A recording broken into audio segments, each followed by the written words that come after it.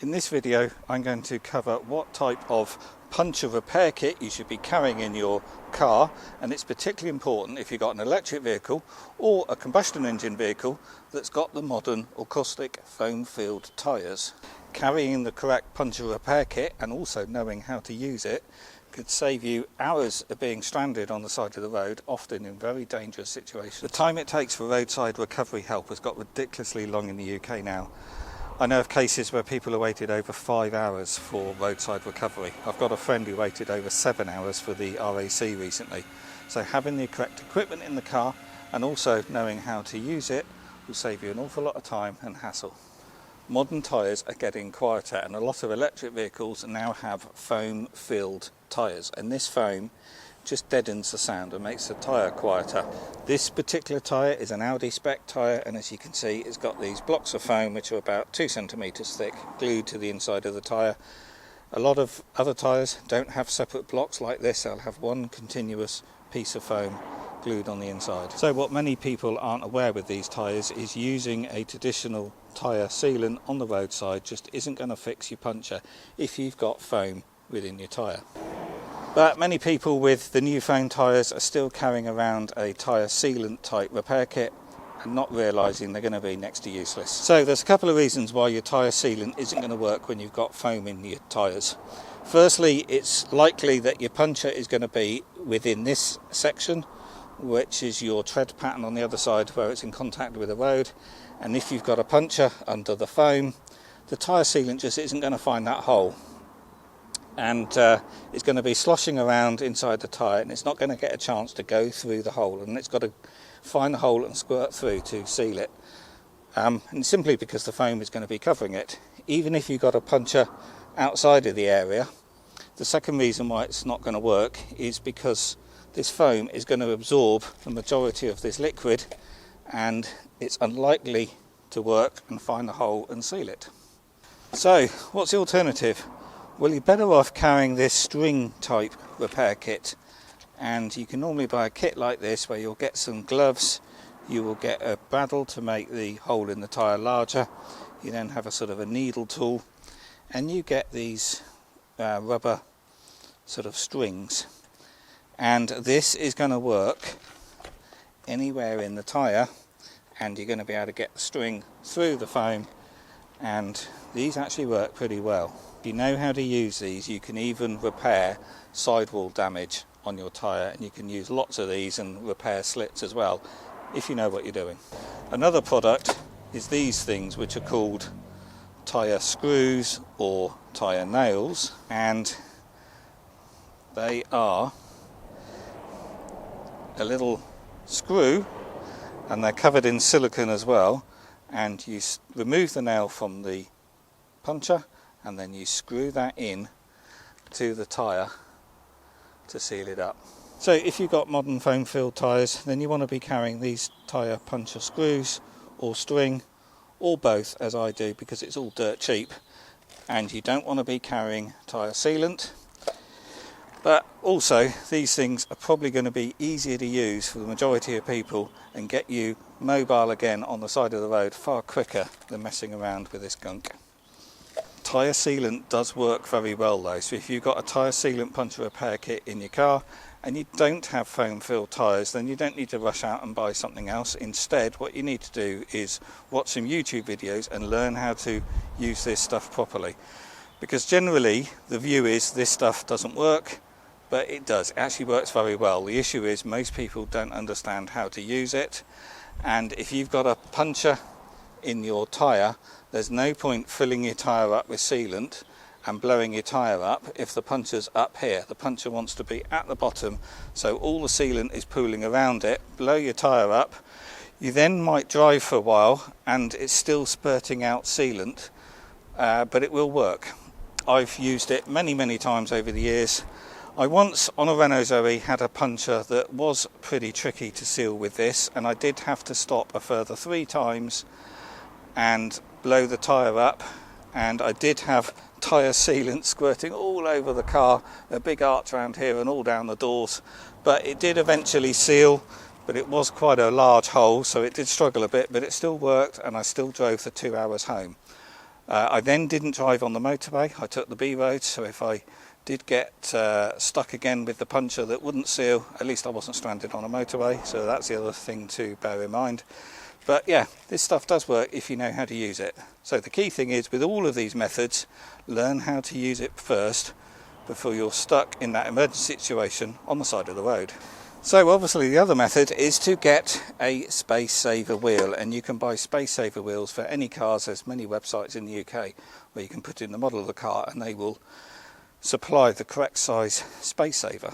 But you've got to remember, you also need to carry the tools to jack your car up, and that will mean an appropriate scissor jack with the right end to match the jacking points of your car and the right lifting capacity, and you also need a brace.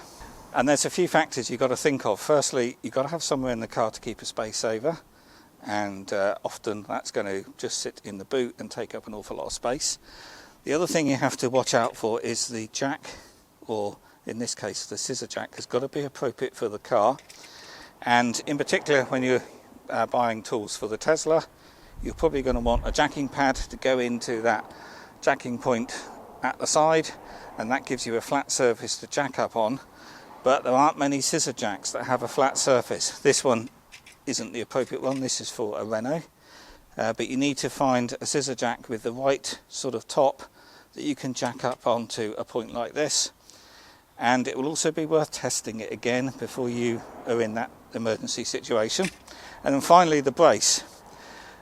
Again, the brace has got to work, and it's got to undo your wheel nuts. So you can get these telescopic ones which give you quite a bit of leverage. But the thing to remember is, on a Tesla, the wheel nuts are torqued up to 175 Newton meters, which is very high. So test it first, make sure you can undo those wheel nuts with the brace you're carrying, because it's likely you're going to struggle. So you might want to carry an additional metal tube to give you that better leverage to undo those very tight wheel nuts. So what do I carry in my Tesla? Well, I probably go overboard a little bit, but I'm pretty sure if I had a puncture, I'm going to be able to sort myself out on the roadside, get away safely and not have to wait for recovery. So I've sort of doubled up on everything, but not all of this is puncture repair kit. This is my tow bar bag, and that's the Tesla safety kit and emergency kit. So all of this is for puncture repairs. So yes, I do carry a slime kit, but not for the slime. This is just for the compressor. But I have a second compressor there. This actually came out of my previous Model S. So I carry two compressors just because these things can overheat when you're using them. So this is just obviously for the spare compressor. This is that puncture repair kit with the strings, and it also includes a pair of pliers in there. You can buy these on Amazon for about £12 to £15. They're very cheap. And then here I carry a box of puncture repair kit and tools. So firstly, in this zipped bag, if I can undo it one-handed, this is another string kit. Again, we've got a pair of pliers, we've got a knife, and we've got some gloves. I think this one was only about £5 or £6, so I carry both of those, mainly just because of the cheap tools in these things. For the price, I've just doubled up. And then here I've got those screw type repair screws, and these come in two sizes. I think there's 40 of each in this set, and this was only £4 or £5. So you have the smaller diameter for very small holes, and then you have a larger diameter for the bigger holes, and it also comes with a little screwdriver. But that's a single size screwdriver, and it's next to useless. Always cheap tools in these things. So I've actually carry two screwdrivers, a number 1 and a number 2 Phillips, and that correctly matches the two sizes, so I can get some good leverage on those and screw them in to tight holes, and you can't get better than with a screwdriver. So I carry two of them, and I also carry some plumber's pliers, because these are ideal for getting nails or screws out the tyres. They work better than normal pliers because you've got a rounded top, so you can get some leverage and pull that nail out. So fortunately I haven't yet had to repair a puncture in a foam filled tyre on the side of the road. So I've not used the little screw type system yet, that's new to me. But I've used the string type system with normal tyres probably 4 times, maybe 5 times now. And I've used the tyre sealant I think 3 times in total. So some people are going to comment and say, well, these tyre nails and this puncture string just isn't safe and you shouldn't be using it. Well, they're okay for a temporary repair. These are not permanent solutions. And in my mind, it is much safer to fix your puncture on the side of the road and get moving out of that very dangerous situation than sitting there for what can be now all day waiting to be recovered. And then also when you get recovered to a tyre shop. They might be closed, you might have to wait for the next day. And then often what you find with modern cars is they don't stock your correct size tyre anyway, and they've got to order it in. So sometimes your car can be off the road for a couple of days until you can get that tyre repaired. So yes, using these sort of products isn't as safe as getting your tyre professionally repaired with a mushroom patch from the inside, but these at least get you to the garage to get your tyre properly repaired. In the video description below I'll put links to all the products I carry in my car, and they're all off Amazon and they're all dirt cheap, like £4 for a pack of these tyre screws. Also to the correct screwdrivers, because whenever you buy these they will come with various sizes of screwdrivers, but they're cheap tools and just not really good enough to do a successful repair. So you're far better off buying some proper decent handled screwdrivers. The most expensive thing is going to be a little compressor, but you often find these in the middle aisle in Aldi or Lidl, and they're pretty reasonable. But again, I'll link to them on Amazon in the video description.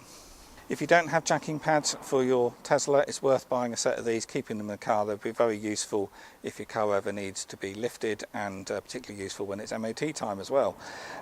Just make sure that the battery pack doesn't get damaged and they jack it in the correct place, particularly garages which aren't experienced with EVs.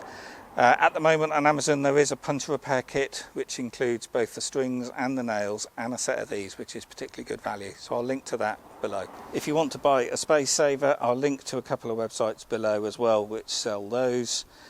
You do just have to be careful with the scissor jack as well and get the appropriate top. And I don't have a solution yet for the Tesla, but a little bit of research you might come up trumps with that. And again with the brace, just try it all before you are stuck on the side of the road, just to make sure the tools all work and are suitable. I can't stress enough how important it is to learn how to use all these products beforehand. It's only a case of watching some YouTube videos. You don't want to be waiting until you have that puncture on the side of the road, which is a stressful time anyway, and you're often in very dangerous locations. Even if you're not comfortable repairing your tyre on the side of the road, it might just be worth having a go, sealing the tyre, get some air in there, even if it's not pumped up fully. If it gets you off that road into a safer location where you can then wait for recovery, it's worth doing. As I said, all the links to these are in the video description below, as is some other additional information. And if you like this video, please do click the thumbs up, that really does help. And also please share this video with others if you think someone else will find this interesting. And if you've got any questions, ask them in the comments below. Also subscribe to the channel. If you want to know more about Tesla Model Y in particular, there's a playlist below where you can see those other videos. And I'll see you on the next one. Okie doke, bye now.